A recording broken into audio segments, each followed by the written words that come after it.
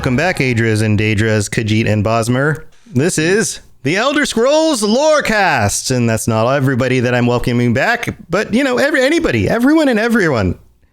And well, also, I was a little curious if we were going to be restricted as to just Daedra, and Khajiit and Bosmer, and no one else. I looked at our analytics, and it turns out that everyone who listens to this podcast is one of those.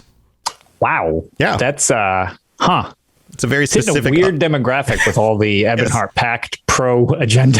It's a very specific audience. Welcome back to the show. This is your host, Tom or Robots. Everybody thinks that my name is Tom or Robots, so I'm, spacing it out a little bit more.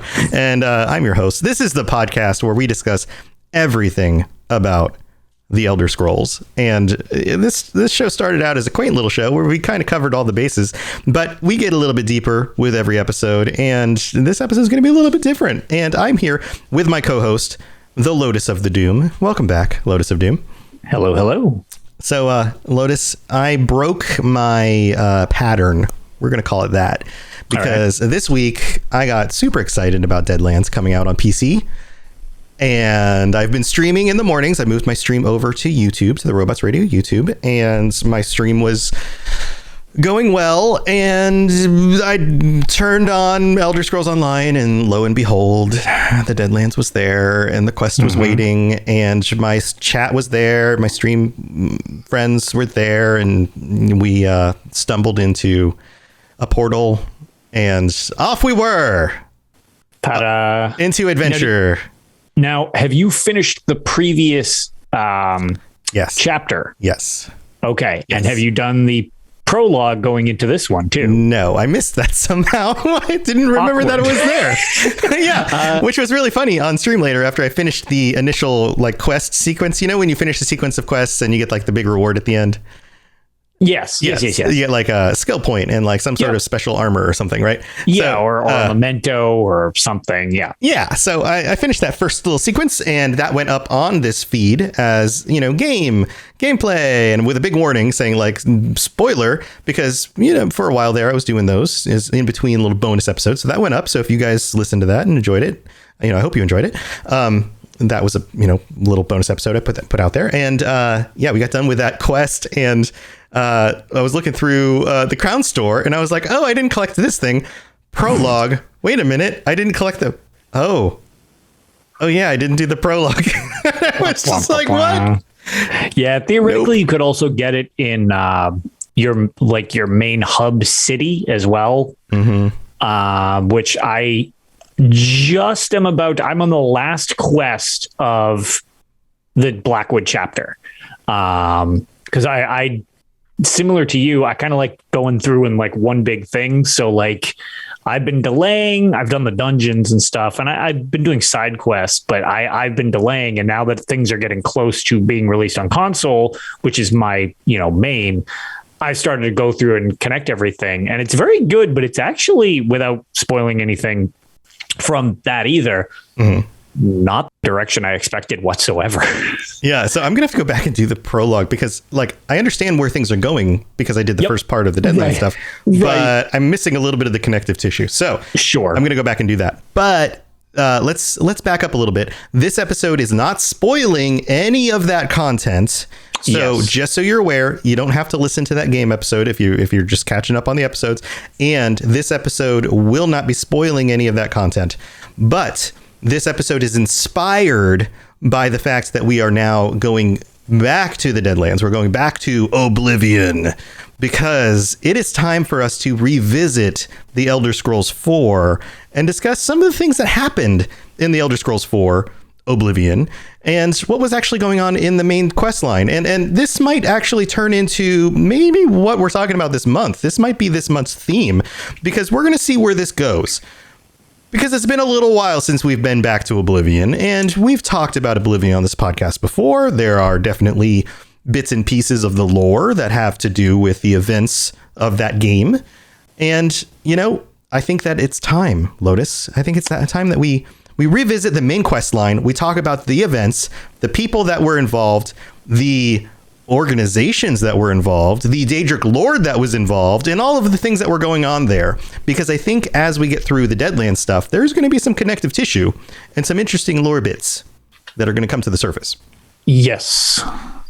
So that's the plan for this episode. So why don't we start down this path with a fun little recap of the main quest line for The Elder Scrolls IV Oblivion. And by the way, spoilers on that if you haven't already been spoiled on a 15-year-old game.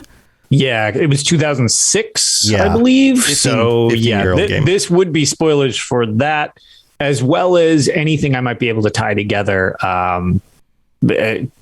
Spoilers will likely be included if you haven't played Battlespire at any point, because some connective tissue there. There's an odd amount of tie-ins to all of this out of Battlespire. I'm realizing more and more as the season of the Gates of Oblivion has gone on, which is really not what I expected when I started that. So, all right, so go with me, friends. In The Elder Scrolls Oblivion, if you haven't watched through the intro sequence of Oblivion in a while, then boot this back up. I'm not going to do it during the show right now because it's a little bit lengthy, but go watch this again with the eyes of somebody who had just recently watched the Lord of the Rings trilogy. Because this was very highly influenced by the Lord of the Rings trilogy. I loaded this up on my Xbox the other day because I wanted to give my son the experience of building a character in Oblivion. And of course we had to watch the little intro video, and he was like, this is basically Lord of the Rings. And it very much is. You've got these like eyes, like fire wheel eyes for the portals. You've got like even the pacing of Sir Patrick Stewart's monologue in the beginning, and the way the words are phrased come right out of the Lord of the Rings, and the way that the words are phrased in those intro sequences of the movie. Like, this was so influenced by that film. But let's move past that. So you start out, of course, you're a prisoner, and you go through the secret escape route, right? Because there's somebody after the Emperor. The Emperor, of course, has to come through your prison cell in order to get out of the I guess it's a castle that you're in, right? Yeah. Plus, you're the one he saw in his dream. Yes, you're the one from my dreams. Yes. So, Captain Jean-Luc Picard comes through and decides that he has to get through your place, and then you of course go with him, and you escape. And he, of course, doesn't make it because the Mythic Dawn shows up and murders him. And this starts you off on your adventure, right? Because he gives you the amulet of kings. And he says, you're the one from my dreams. Deliver this to Joffrey. He's the one who needs this, and blah, blah, blah, blah, blah, blah, blah. Right? Yeah. Exposition dump. Okay. Who's Joffrey? What is the amulet of kings? Yada, yada, yada, yada. We've talked about all of this stuff on previous episodes, right? So you take the amulet of kings to Joffrey. This is the second main quest in the quest line. You go to Wynon Priory. You find Joffrey, who is the illegitimate heir to the throne, so he has the dragon blood. You then find him, but you go there, but of course he's not really there. Oh no, Joffrey is there, but Joffrey's not the heir. You're looking for Martin, right? Joffrey was the guy is the Blades guy who knows where Martin is, because Martin's the heir. Sorry, getting my names mixed up. So you're like, okay, where's Martin? And Joffrey's like, well, you got to go to Kvatch. And you're like, Kvatch? Okay, we're going to go to Kvatch. And then so you head over to Kvatch. But by the time you get to Kvatch, there's a freaking Oblivion gate, and Daedra are running all over the place, burning down the city. Yes, and that's kind of your first. With the influence of the Lord of the Rings, the giant Sauron eyes that look like the gates of Oblivion. Yes. That's the first time you actually get to experience that, and it goes from being a medieval setting to super Daedra style demons. You got everything piling out of the gate, murdering guards and all that stuff. So it's like that's the first time we get to actually experience what we now know as the Deadlands in the series, because you hadn't really seen too much of it, as prior versions of the Deadlands were really not defined all that much. There's some going back with, modern tinted glasses to Battlespire. It's with some of the weird crossovers that Battlespire had with the Daedric princes were less defined in and of themselves, and a couple of them are a little more mushed together, where like Hircine is a huge influence on stuff that eventually becomes Hircine and not Dagon. So there's a weird like split there. But even back in the day with Battlespire, the Deadlands, like, so when you're the final level of Battlespire is you're assaulting the hunting lodge, which is very Hircine, not Dagon. However, when you're going up this like rocky cliffside, it straight up looks like a really old version of the Deadlands. It's lava, it's burnt trees, it's like all this you've got that feel starting, but it hadn't become what it is when you first see it at way more fleshed out in Elder Scrolls IV Oblivion, where it's just like, welcome to literal hell. Like, this is Doom style hell. So yeah. And this is the first time that you see a lot of these animalish Daedra. Yeah. And you don't really, at this point, come across the more humanoid Daedra with the awesome looking armor and more or the Zivili, which are just the super jacked ones. Right. Yeah. You're not farting. I just said farting. You're not farting, at the Daedra. You're also not fighting, Arnold, the buff Daedra. Arnold, I'm Arnold Daedra. I'll pump you up. Yeah, you're not dealing with those guys. You got the Daedroth, which is just this weird... the name is just so weird because it's a Daedroth, but then if you have a whatever, it's just a Daedra thing, that it's just the giant flame crocodile, which I guess, since he breathes fire, it's like farting out his mouth with fire. So there you go. See, that you meant for that. I just tanked the whole episode right here. Yeah. Right in the toilet. Right. So this is the first time you enter one of these portals and you go, okay, well, I'm going into this portal, going to have to go fight off these evil demon things, and then close the portal and then save the castle, save the Count, the Count of Kvatch. And from this point on in the game, it's the hero of Kvatch, the hero of Kvatch, the hero of Kvatch, the hero of Kvatch. And you are now the hero of Kvatch. And Kvatch is a wasteland. You're not that much of a hero. That place is wrecked. Yeah, no, it is a stinky hole in the ground from this point on in the game. And from this point in the game, other Daedric portals just start popping up all over the place, just kind of randomly. Pretty aggressively. It's why many people don't start the main quest, much like if you don't want dragons in Skyrim. Once you trigger the main quests in these games, they really make sure that you're part of it. And there are a lot of Daedric portals that start popping up around the game. Yeah. So once you do this, that starts happening. You head back to Wynan Priory with Martin, take him back to Joffrey, right? And then the two meet. You talk to Martin, who's like, "Oh, I'm not worth anything," and you're like, "But you're the only one left, and you need to help us out because you're the heir to the throne." And you're like, Sean Bean. You're Sean Bean, and he's like, "But in every movie I die," and you're like, "Yeah, but it's okay because you're gonna get paid for this." And he's like, "Right, all right, I'll do it." Yep. Oof, you're a walking spoiler, Sean Bean. Yeah. Yep.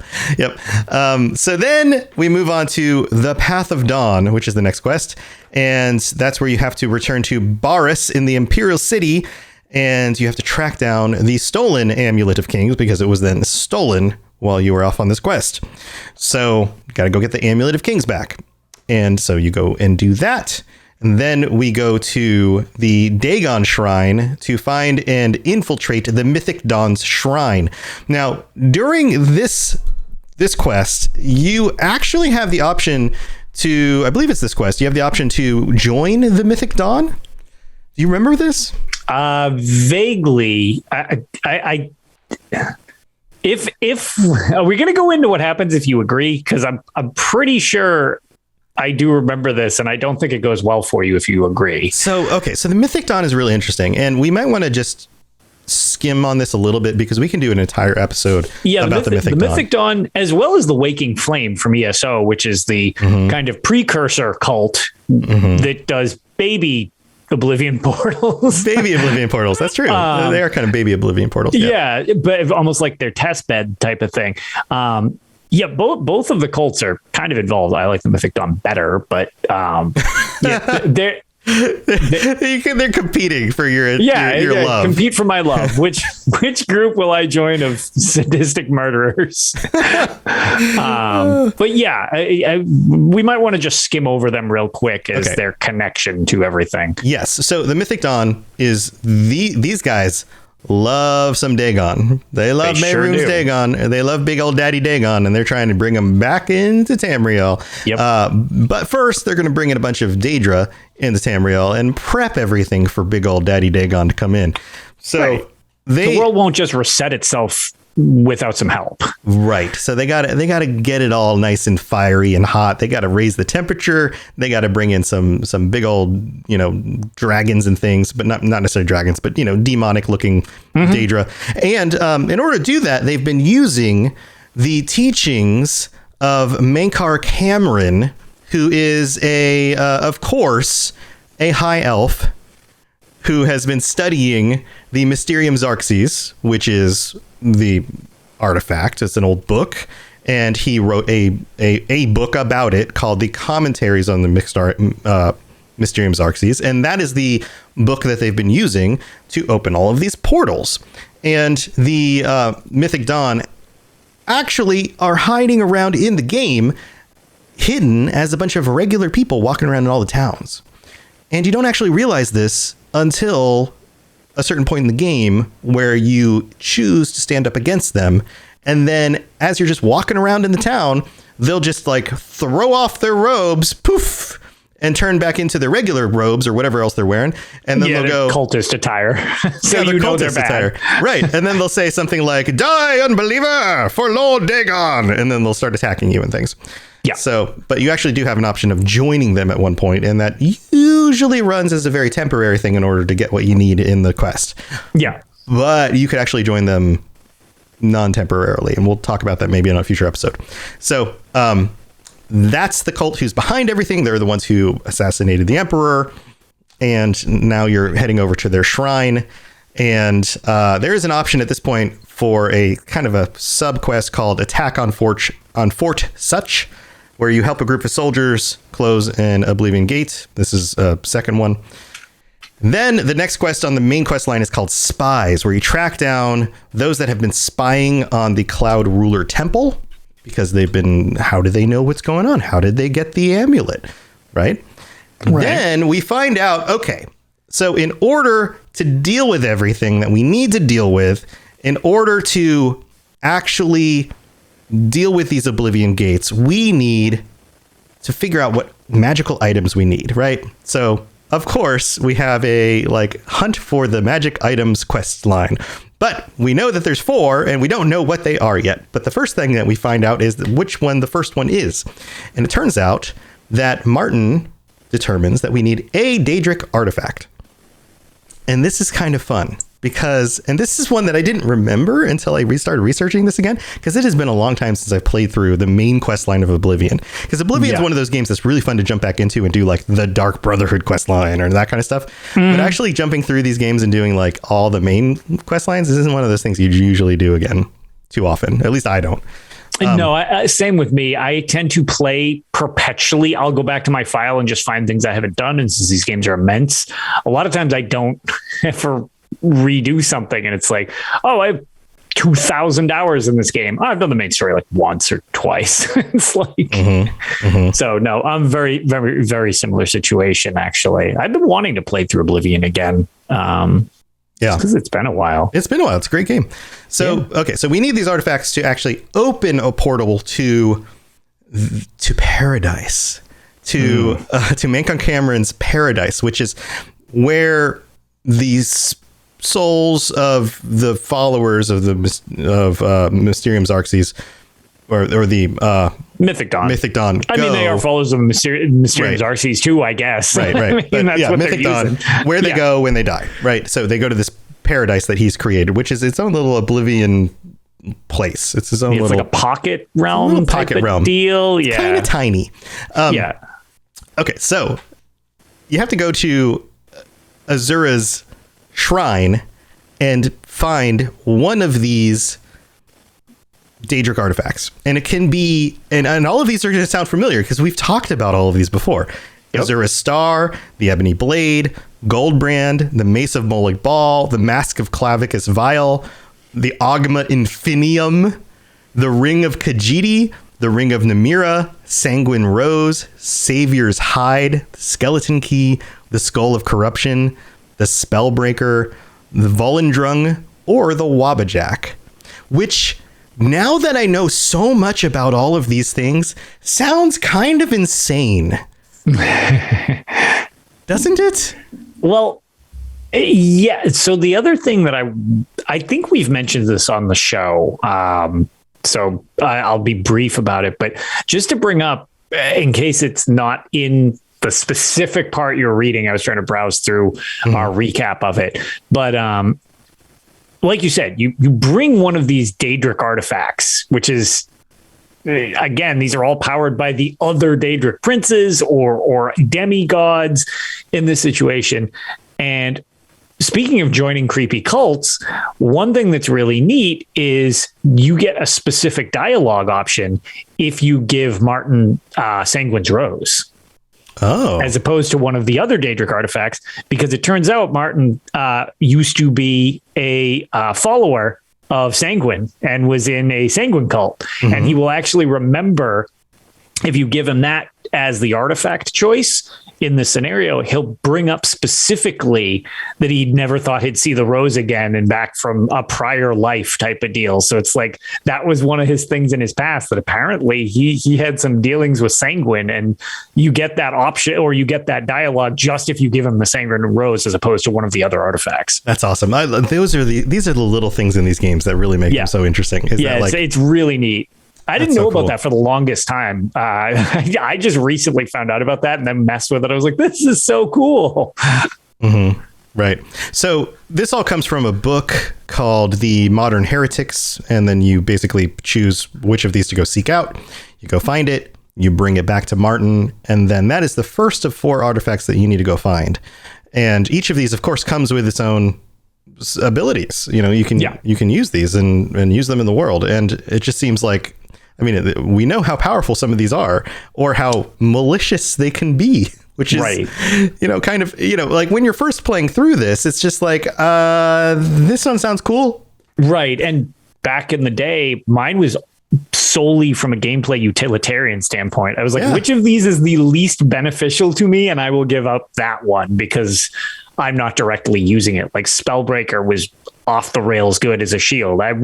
No, absolutely not. Same thing with Azura's Star. Like those ones I definitely wanted to keep, but the Wabbajack is too random for me. So that was like one of the ones that I was like, this is too bizarre. Like I can't control what it's benefiting me or making things worse. So right. But from a lore standpoint, do you really want to piss off Sheogorath? Exactly. But then like, really?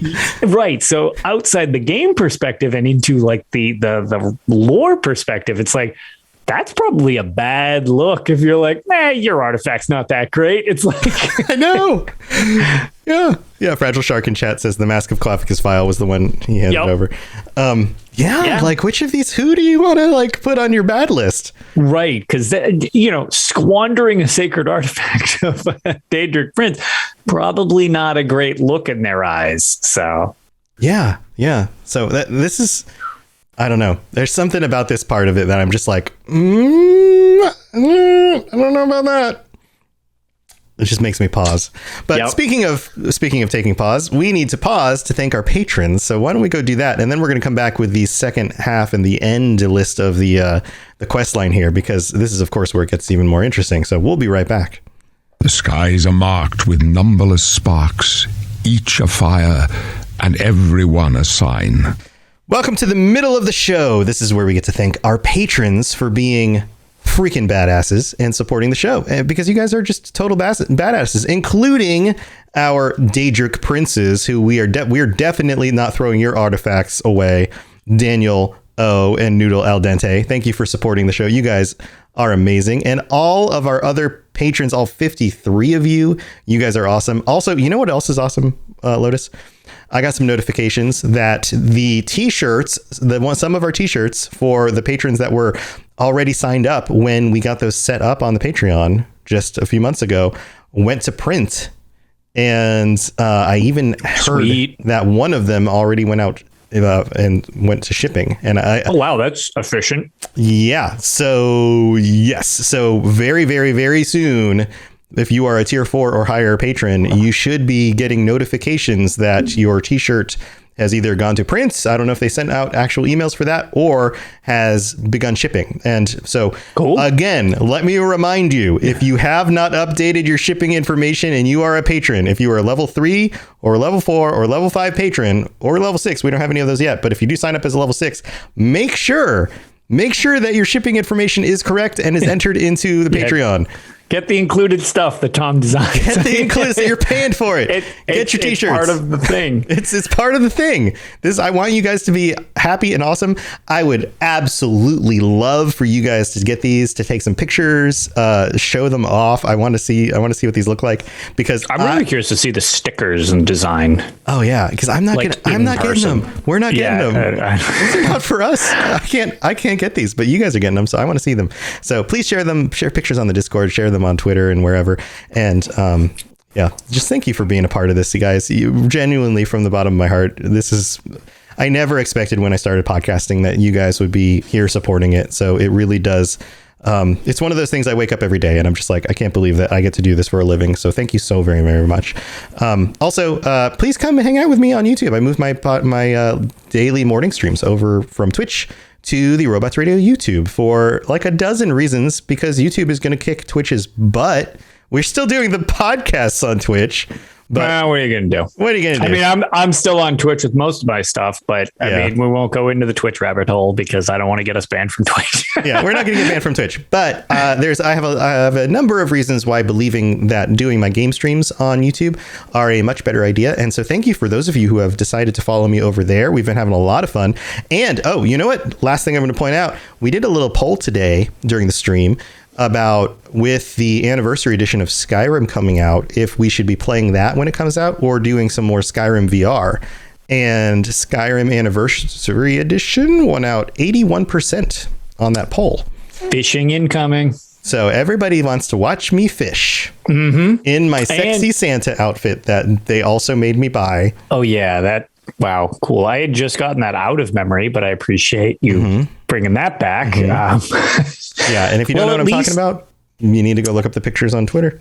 Look, at least one of the things that you can do in game that won't cause me to have nightmares is the fact that not that you're not a very handsome man in general, but the Santa thing is disturbing. The thing that, to be fair, the boobs that get shown off on the sexy Santa outfit are not my own. Those are printed onto the outfit. Don't believe it. Nope. Those are not my boobs. Nope. I won't believe that. I promise you. I'm not that well endowed. But one of the things that I actually just recently saw, because surprise, is a ton of hype lead up on Twitter and social media just in general for Skyrim Special Edition or Ultra Mega Edition at this point, because there's been so many. But the 10-year anniversary one, the new Morrowind armors that they're putting in look incredible. So you can fish in style. Wait, are you telling me that you're into Morrowind style armors? Look, I'm so surprised. I was going to say, funny enough, it's why so many people are like, why do you wear glass armor in every video game? Right. Like Morrowind. Wait, I'm so surprised by this, Lotus. All right. Well, weird, right? Weird. I would have never guessed. Okay. Well, hey, let's get back to the rest of the show. And again, thank you to all of our patrons. You guys are just awesome. Thank you so much. All right, let's move on. Yes, you're entirely brilliant. Conquering madness and all that. Blah, blah, blah, blah, blah. All right. We don't have any new reviews to read, or I would have done that too. But let's get back to the main quest line. So after you get this Daedric artifact, you hand it over, give it up.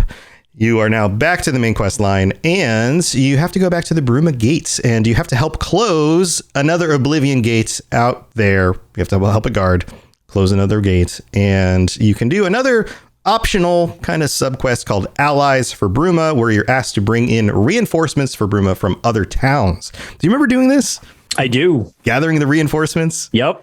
I thought that was so cool originally. I was like, dude, we're actually building an army? This is awesome. Yeah. Army being in quotations because, right, there's like 4 people I know. at a time, but I know. still really cool.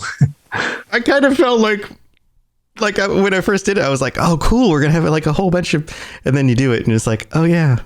There's like 8 people in this assault. But on the flip side, that could be, that is one of the things that has, without getting too off the rails, there's a lot of tech reasons why Elder Scrolls 6 has been so long. It's stuff like this, because the wars have gotten bigger each game, and we've gone back over a game at this point, so it's much smaller. So Skyrim, it was bigger. We have a breakout war in Elder Scrolls 6. Maybe if we have some situation where we recruit for a war that time, it might actually feel more like a war. So yeah, but this is a good start.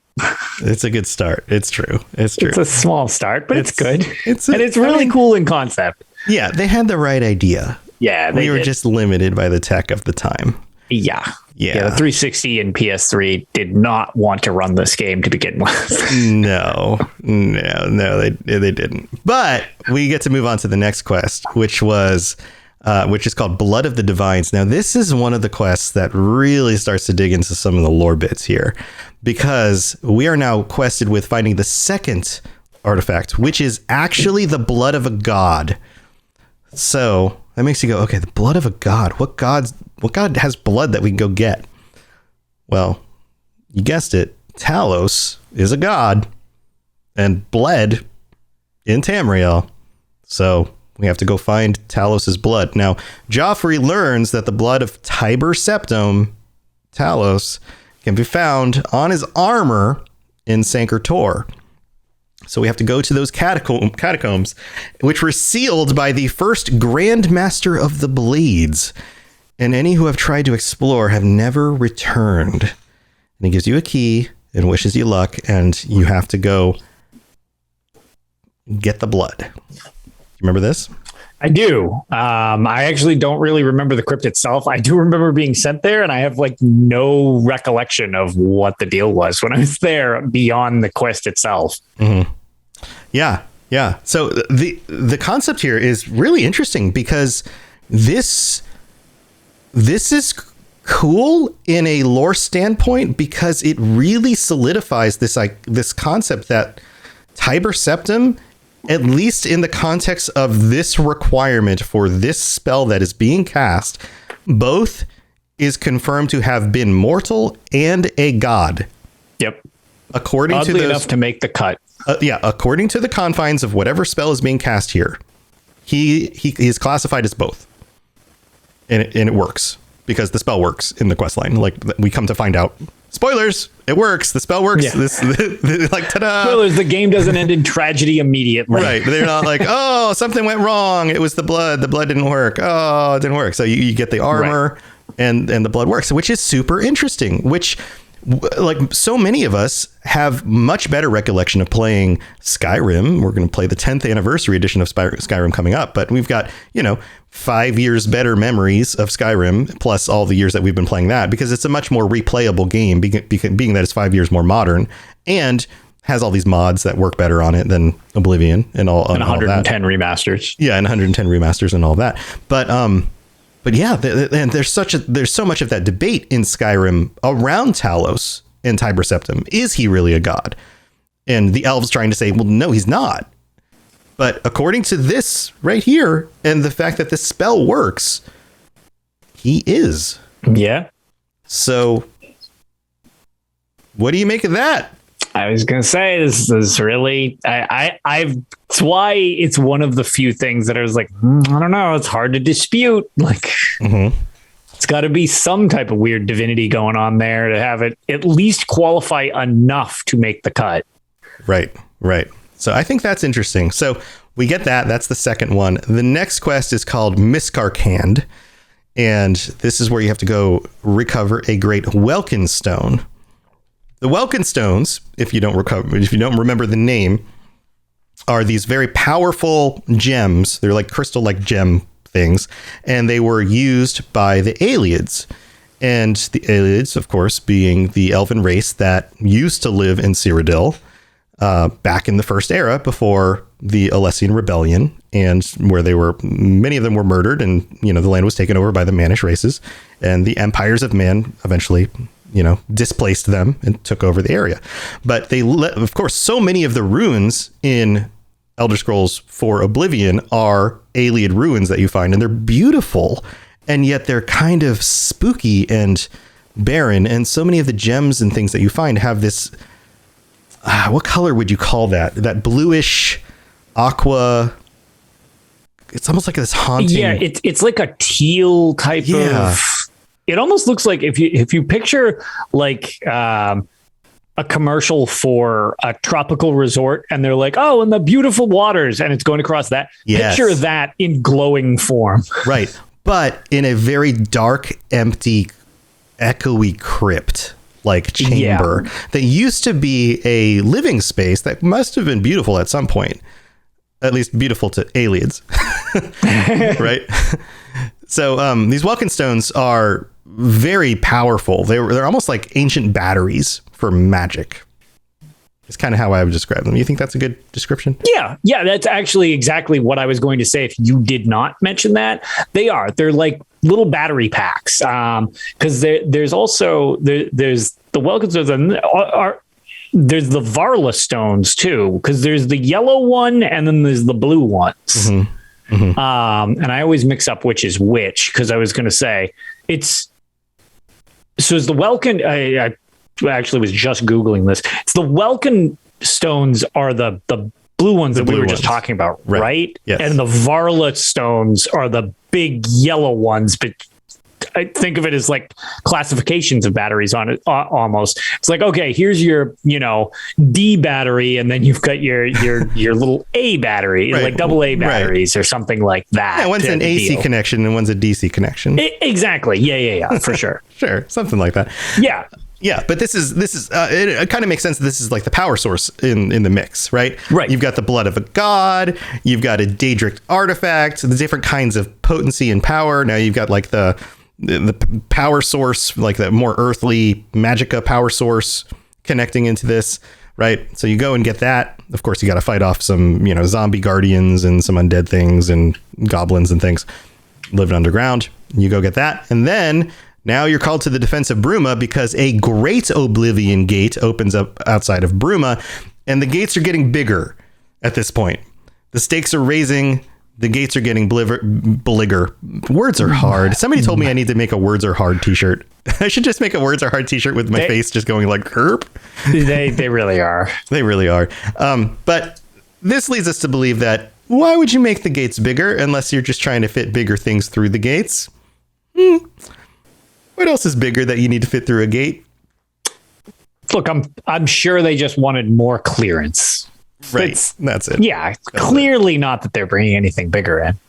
Yeah, that's it. They just want more hot air getting through that's what it is. Yup. That's it. Right. So, so your army that you've gathered is waiting in front of the gate, all like a dozen of you to guard this gigantic gate. And you lead the charge into, the gate to attempt to close it. And Godzilla, FL Garden guy in chat says Godzilla. Yep. And so this becomes, the most dire of the closing of gates quests that you get to do. I remember these being at some point, especially on my first playthrough, not really min-maxing my character very well. Yeah. Eventually this became, just get to the stone, close it. Yeah. Yeah. Did you do that? So I, from a different perspective, as I am incredibly min-maxy in how I play things, I was pretty overpowered pretty quickly into the game, but I have this weird obsessive thing where I was just like, oh, I got to keep closing these, lesser ones. And obviously once we get to the bigger ones, it was a little more story driven. But while I was going through them, I'm like, oh my God, there's so many of them that keep popping up. It became more efficient if you could make yourself invisible, or with a super cheesy method, you could put chameleon up to a percentage maximum enchanting wise on each piece of your gear, and you could actually be over 100% chameleon, which you would just be literally beyond invisible. Negative invisible. So you're hyper visible, I guess, at that point. You're just glowing somehow. Yeah, and to your point, it became the most efficient way was to avoid the Daedra in the portal and scoot your way up the tower without fighting them. Just grab the stone because it closes the gate, and it's much more streamlined and efficient if you do it that way.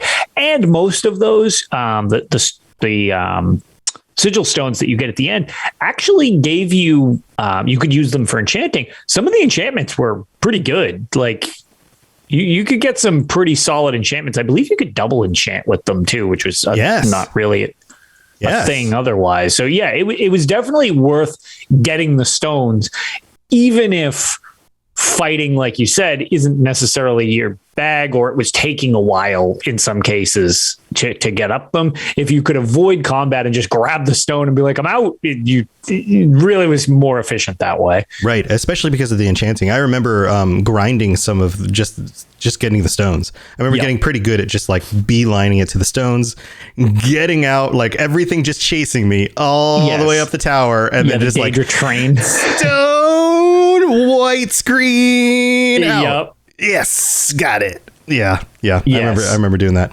So you get to the sigil stone, you close the gate, and you were doing this to stop the siege engine from invading Tamriel, and that's the reason this gate was getting bigger, because that was the big object. Surprise! It wasn't hot air. It's actually a giant Daedric siege engine. Surprise! Big old siege engine trying to come through. Wipe the sweat off your brow. Your band of 12 merry men and you were able to hold back the siege engine.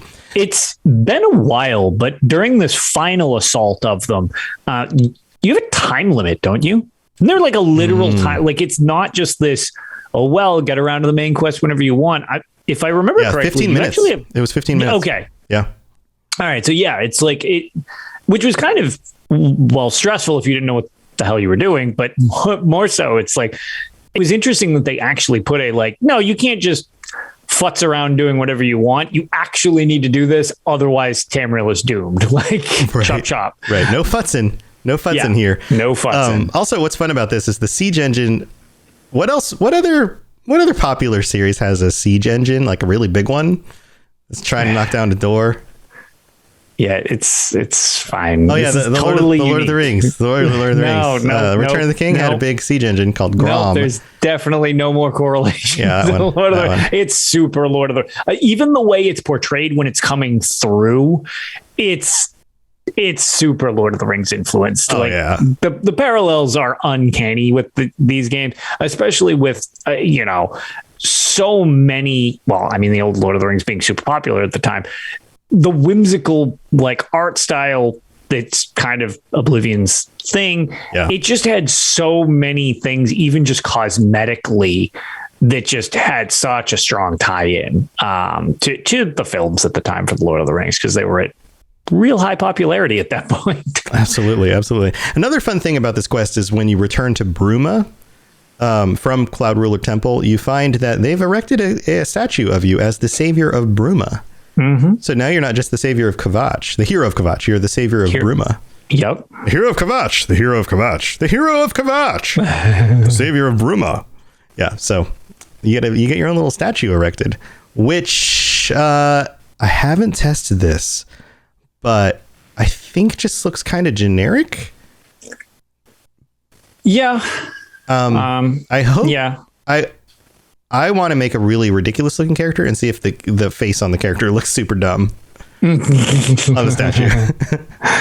I haven't tested this, but again, because I haven't played through the main quest line multiple times, but I need to do that. That would be hilarious. So the next quest in the order is paradise. We're knocking on heaven's door. My wife watches The Bachelor. That was beautiful. And The Bachelor in Paradise. That's the theme song to Bachelor in Paradise. I see. Well, yeah. I'm Almost personally touched. Paradise. Who could have asked for more? All right. That is so spot on. We are absolutely getting a crap. DMCA we've been DMCA. I just got a notification here. We've been DMCA'd. Without a doubt, pitch perfect. We now the owe exact same CBS thing. Cannot. Yep. $1 billion. I don't even know if it's on CBS. Crap. Whoever it is, though, you owe them $1 billion. $1 billion. Yep. Yeah. So now you got to go to Paradise and deal with Mankar Cameron. Sure do. Guess what you have to do to him? He is a lunatic. He is a lunatic. Well, yeah. I mean, if you're going to make a cult who worships a Daedric lord of... I mean, okay, valid. You're basically like time to overthrow dimension. The world with fire and brimstone. Yeah, you're probably a little loony, but just the character of Mankar Cameron, he's such a supervillain. Yeah. He's a hysterical supervillain. Yeah. Right. Yes. Okay. So guess what you have to do to him when you get there? This I don't remember. Don't you just need to killify him? Yeah. Murder. You just gotta, I was going to say you murder kill him, right? Yep. Okay. You just murder him. Murder kill him. Yeah. And then you get back the Amulet of Kings because he has it. So Yep. And that happens to be the fourth of the items that you need. But so this is cool. Because the four pieces of the recipe, and we've now got, do you remember what these are? Daedric. Oh God. Daedric Artifact. You got your artifact. You got Daedric Power. You've got your blood-soaked armor. God Power. Yeah. Right. You got your amulet that we just got. Amulet. So you got like Tamriel Magicka Power. Yeah, I was going to say, and then we need our battery pack. And that's the battery pack, right? And then you've got the Amulet of Kings, which is the thing that is supposed to be keeping Mehrunes Dagon out of our reality, out of our Keeping Tamriel. those realms separate. Keeping the realms separate. So that's the thing that all three of these powers need to act on in order to keep him out. So kind of makes sense, right? Seems like a recipe for, success. Sure. So then we have to light the dragon fires. And so the only man who can do it is Maltin Septim. So we have to escort him to the Temple of the One in order to crown him emperor. Because, of course, he has to be emperor to light the dragon fires. Yeah, officially. And this is the end of the game. And this is where all the magic happens.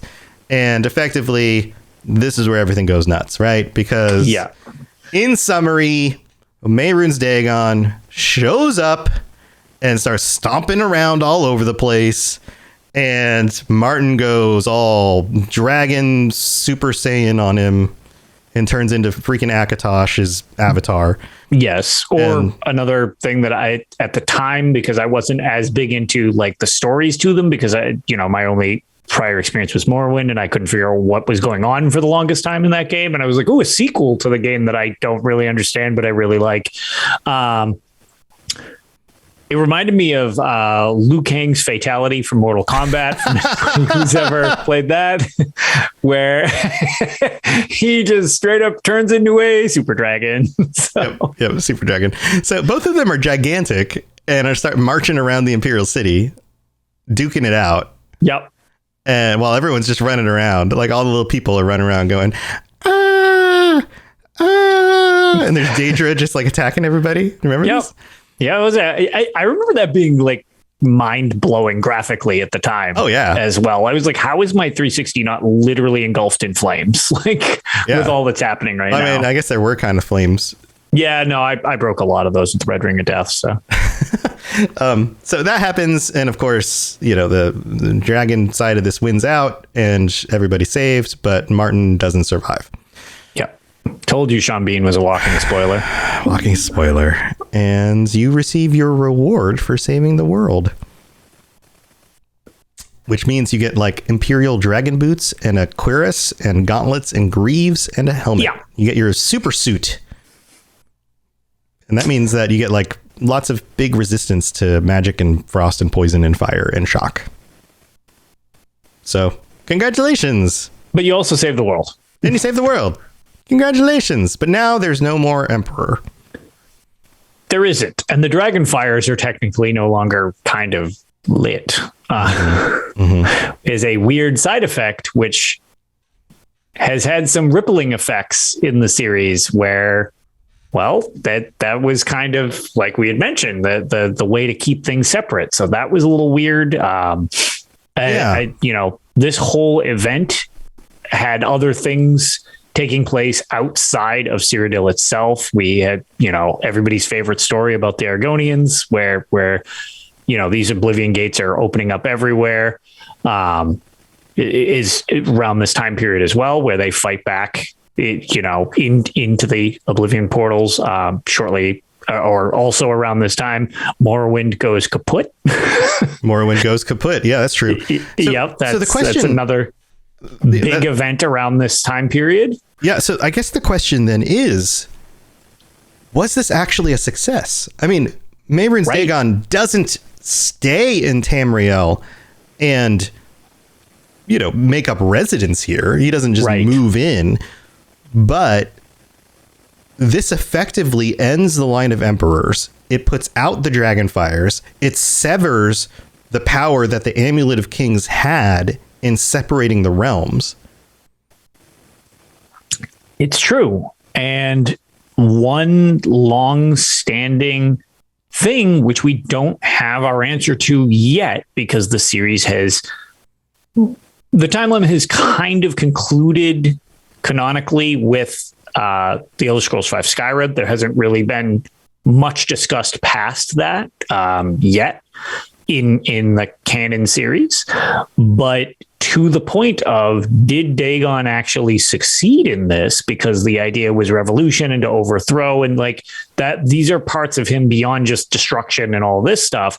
But the Empire as a construct has started to crumble as a result of the end of this game. In Skyrim, the Empire is not in great shape. There's the huge threat of the Thalmor. What if maybe Dagon's plan was a little less obvious, like, I'm going to blow up all of Tamriel or Nirn or whatever? Maybe it was to transition away from the Empire. Right. What if it was a strong, swift blow and not necessarily a total conquest? Exactly. And that's maybe that was the direction for the shift, and we just haven't seen the full ramifications of it yet. Maybe Dagon actually didn't fail. It was just less of a one fell swoop and more of a long kind of tree slowly falling down type of thing. Right, a chink in the armor. Was the goal all along. Yeah, Fragile Shark says Akatosh owed the civilizations of Mana Solid, and that debt has now been paid. Yep, that's also. Yeah, and I mean, you're right. Yep. That was it. And now, now Man is on their own, and they're not doing so great. They're kind of just barely getting by at this point. Mm-hmm. So that's... Yeah. So was this the first step in actually overthrowing something as opposed to the one fell swoop? Who knows? Because there definitely seems like that one victory came at a long-standing downward direction for the Empire as a whole, if that was the goal. Right. So, yeah. It might not be quite as clear cut as a victory at the end of Elder Scrolls 4 as it seemed like it is right at the tail end of the game. Right. Like at the end, it's like, woo, look, Dragon showed up, kicked his butt. Right. Yay, we won. But there was a lot The price 200 years later, high. Things don't look so great. No, the price was very high. And it was almost the most opportune time for this to happen. Right. And had Martin not been there, had there not been an illegitimate heir, then this would have succeeded.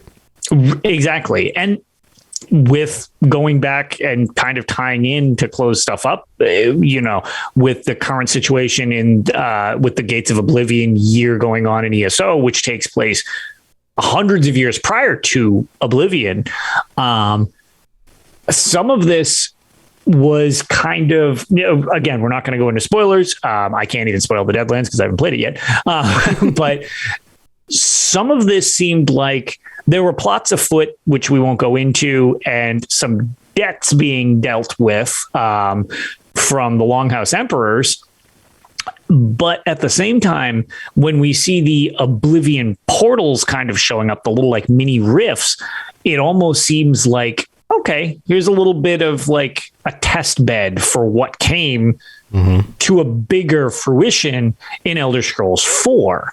And Dagon does tend to be a little more involved with major situations. I mean, along with the Battlespire. Granted, the Battlespire is not on Nirn. It's in that pocket realm where it's kind of like the space between spaces. But at the same time, that was another just straight up direct assault via a deal that was made with Jaeger Tharn. So it's like deals get made with him and they end up going through. We don't know that there was or wasn't any actual dealings behind anything with the events of Elder Scrolls 4, but I'm curious to see if maybe there's something more that we don't know about with that invasion being spurred on by something. The Thalmor had quite a rise to power not that long after this starts. So were there more backdoor deals that we didn't know about or have not known about because the series hasn't gotten to them yet? Yeah. Also, a few hundred years for a Daedric prince to wait for something to grow to fruition. Not even that big of a deal. It's kind of a blink of an eye. And on top of it, the other Daedra, even, the Dremora, the Zivali, like they're immortal. Right. Worst case scenario, they get turned into Azure Plasm and re-goopified into themselves eventually. Right. And like when you talk to them in games, they're constantly restating, like, for your mortal minds to understand. You can't understand. Like, let me try to explain this for you to understand with your mortal minds. Right. And I think a lot of that, like, the easiest way to translate that is your temporal minds. Your limited understanding, and a limited mortal mind is mostly limited by temporal realities. Yeah. And that's the main difference between us and them. They're not necessarily more powerful than the mortals are. Like the mortals in this world can be very powerful magically. They can be very strong. The Daedra can be very powerful magically, and they can be very strong. But they, you put a Daedra and a mortal together, and you put them on a battlefield, and they fight, and one or the other might win. Right? It's not like one is necessarily better on a battlefield next to each other. You give them a mage's quiz, and maybe one will win, maybe the other win, depending on who's better at magic. But you make them both wait for a bus, and if that bus never shows up, guess who's waiting there 100 years later? The Daedra. Still hanging out because time is not a factor for them. Exactly. So I think that typically is what they mean when they say things like, for your mortal to understand, because we're limited by time. So that's, I think maybe there's something there. There's something there with the time frame. No, there very well could be. Yeah. So anyway, that's where I would end it. But this has been a fun trip down memory lane to just kind of go back through and see what things were important here. And I'm excited to see what other things we can dig into with the Mythic Dawn, with the digging back into the cult aspect on this, Oblivion itself, Mehrunes Dagon, some of the other connections here. Yeah, the Waking Flame. The Waking Flame. Precursor group. Mm-hmm. Yeah. And we're going to try not to get too spoilery with the other stuff in the current, the current stuff in the game. But I want you guys to have as much of the information you can from this stuff so that as you play through it, you can draw some connections yourselves. And of course, much later on, maybe another 6 months from now, maybe over the summer, we'll dig back into the content from Deadlands and, this last year. Usually once we get a year out from something and we're covering the previous year, it's not quite as spoiler concerning. Right. Yeah. We'll get into the more recent content then. But yeah, this will be a fun month. We'll dig more into this stuff and some of the things that we kind of treaded lightly on in the next episode. So thanks for being here. Lotus, do you have anything cool going on? Anything you want to share? No, not really. I was going to say, I had mentioned, the Extra Life event was a big success. Several more of our teammates have their big Extra Life marathons this weekend. So keep an eye out. That's Extra Life as a whole has their official game day this weekend on the 6th, I believe is the date. So, yes, the 6th. So that's, great cause, even if it doesn't relate directly to my efforts. Everybody's doing a great bit of work. So if you're looking for some streams and stuff to do, definitely check all of that out this weekend.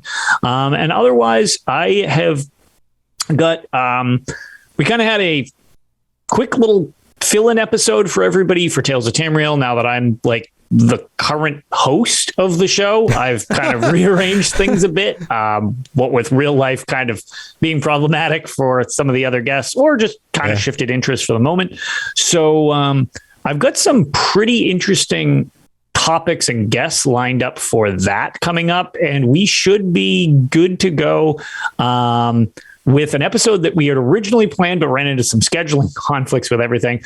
But ideally, the Red Diamond Courier will actually be joining me with both Doug Bark and Bob Shinsky this week to discuss the state of PvP, which is super contested in Elder Scrolls. As not a lot of the games actually multiplayer, let alone a competitive side to it. So yeah, but otherwise, I mean, that's my big side project at the moment, other than just being here. Nice. Well, that'll be a fun episode because those guys are pretty cool. Yeah, and they know a lot about PvP, so they do. That's their bread and butter.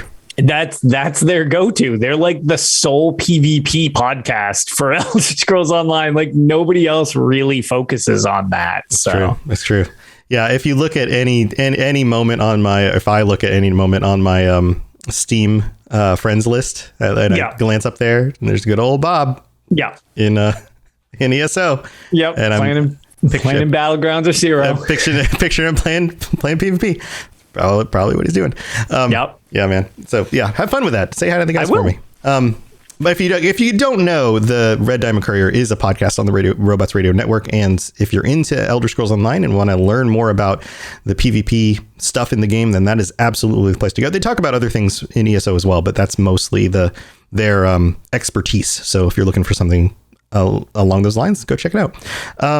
Let's see. I've got my streams in the mornings, weekdays, generally before noon.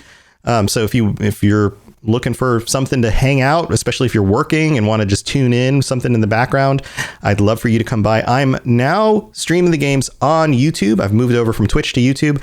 It's the Robots Radio YouTube, so it's really easy to find. You can just Google Robots Radio YouTube. It'll come right up. Every morning, that's what I'm doing. I've still got goals for growing this. I will eventually take over the world. So that's my plan, at least. I mean, hey, world domination. It's good to have goals. World domination. Speaking of Dagon, just gonna overthrow the current situation, everything, and then it's just there you go. Yeah, we're having a lot of fun. I streamed some ESO earlier this week. Been playing some other games, just doing a variety of games. Having a lot of fun, and we'll definitely be playing Skyrim when Anniversary comes out. World domination. That's all we do over there. We just slowly. I mean, is it really that much to ask for? Just a little world domination. I don't think so. Yeah, I think it's okay. Yeah, no, I mean, Dagon would be cool with it. Yeah. He's a fan. So yeah, come over there, Robots Radio, YouTube. I've got a dozen reasons why it's better to stream over there for streaming games. YouTube's doing a whole bunch of things this next year that they're upgrading as well. A lot of things Twitch has been doing, they're adding, including extra stuff. And I've been improving my stream setup. So I've even got new stuff I added tonight that I'm going to roll out tomorrow. So it's going to be super fun. Also, Fallout for Hope starts in just a few weeks in December. Oh, yeah. So that is a big thing. If you're into Fallout at all, or if you're into, charities and helping out the kids, because, kids need help. That's coming up. We'll have some more information about that. But that is a charity event that Ken from the Chat of Fallout 76 podcast put together very last minute last year, but raised a bunch of money. And we've been planning this. He's been playing it. I've been circumstantially connected to it, but it's his baby.